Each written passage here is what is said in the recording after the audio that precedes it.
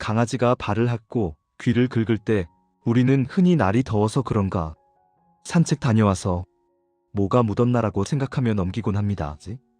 여러분, 혹시 우리 강아지가 계속 발을 핥거나 귀를 잡고 긁거나 온몸을 벽에 비비는 모습 보신 적 있으신가요? 동물병원 가면 항상 똑같은 처방, 항생제, 소염제, 알러지약. 한 달 쓰면 좋아지는 것 같다가 또 재발하고 또 병원 가고, 이 끝없는 반복의 원인이 사실은 매일 주는 그 사료 때문일 수 있다는 거 알고 계셨나요? 오늘은 여러분이 절대 몰랐던 닭고기 사료의 무서운 진실에 대해 낱낱이 파헤쳐 드리겠습니다. 자, 여러분. 우리 강아지가 배탈 나거나 입맛이 없을 때 뭘 주시나요? 대부분 삶은 닭가슴살과 쌀밥이라고 답하실 겁니다. 맞습니다. 저도 그랬고 수의사들도 그렇게 추천하죠. 부드럽고 소화도 잘 되고 영양도 풍부하니까요. 그런데 여기에 함정이 있습니다. 시중에 파는 사료 10개 중 8개가 이미 닭고기가 주원료입니다. 닭고기, 치킨밀, 가금류 부산물. 이름만 다르지 전부 닭입니다. 그런데 우리는 여기에 또 닭가슴살을 토핑으로 얹어주고 간식도 닭고기 육포, 껌도 닭고기 향, 심지어 영양제까지 닭맛으로 코팅되어 있습니다. 결과적으로 우리 강아지는 아침부터 저녁까지 365일 내내 닭고기만 먹고 있는 겁니다. 이게 왜 문제일까요? 인간도 매일 같은 음식만 먹으면 질리고 몸에 이상이 생기잖아요. 강아지도 마찬가지입니다. 특히 면역 체계가 예민한 아이들은 동일한 단백질에 반복적으로 노출되면 몸이 그 단백질을 적으로 인식하기 시작합니다. 이게 바로 식품 알레르기, 식품 민감성의 시작입니다. 그럼 우리 강아지가 정말 닭고기 때문에 고생하고 있는지 어떻게 알 수 있을까요? 다음 증상들을 체크해 보세요. 첫째, 연중 내내 가려워합니다. 환절기나 특정 계절만 그런 게 아니라 1년 365일 긁고 핥고 비빕니다.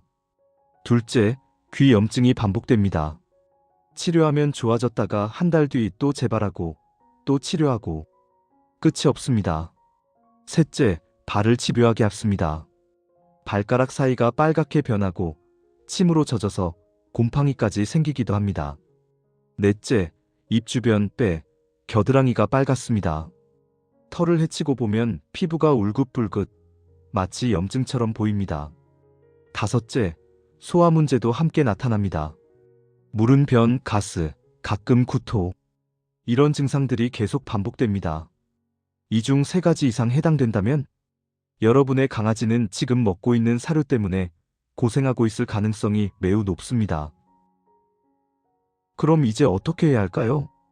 무작정 사료를 바꾸면 될까요? 아닙니다. 오히려 더 큰 혼란만 가중시킵니다.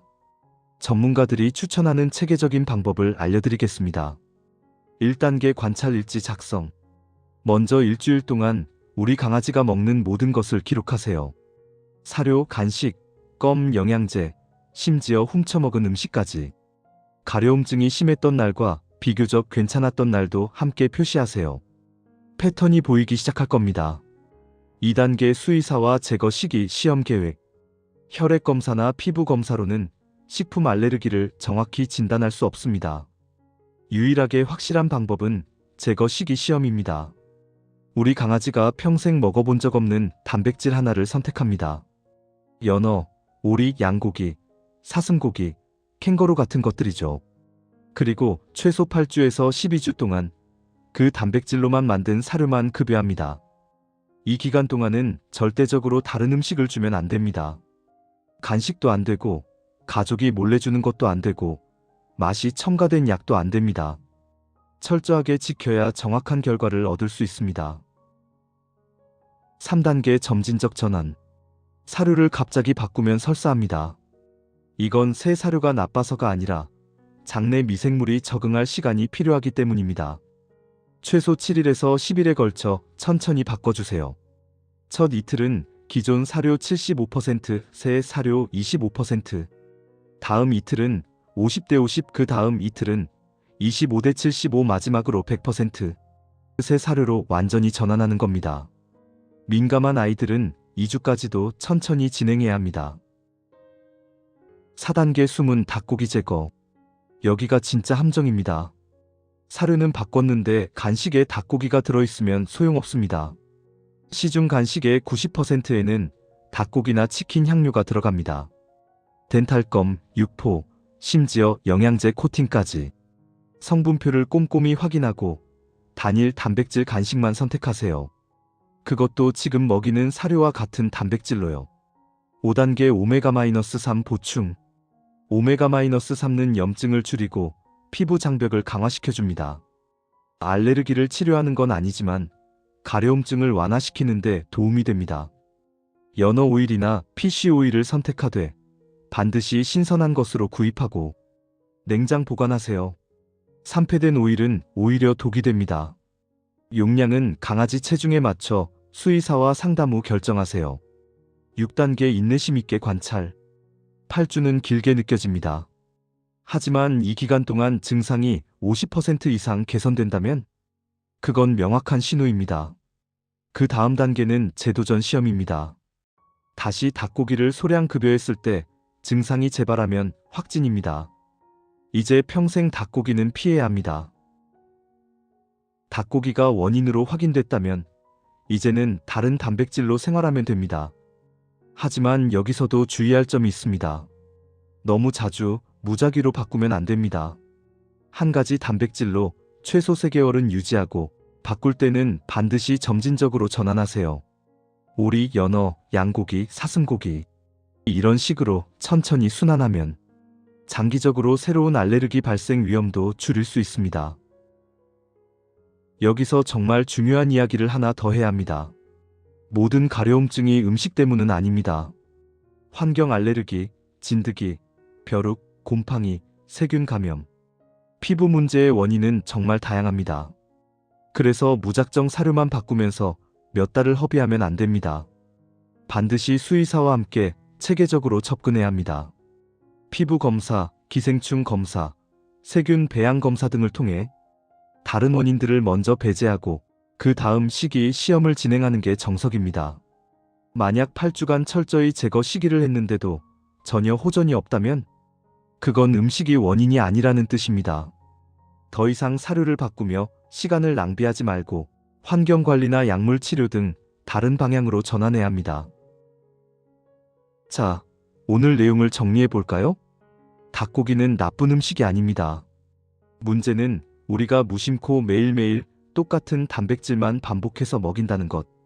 그리고 증상이 나타났는데도 체계 없이 이것저것 바꾸기만 한다는 것. 진짜 해결책은 명확합니다.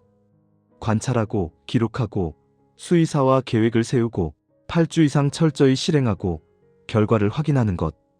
이 과정이 번거롭게 느껴질 수 있습니다. 하지만 이것만이 우리 강아지를 끝없는 가려움과 염증의 악순환에서 구해낼 수 있는 유일한 방법입니다.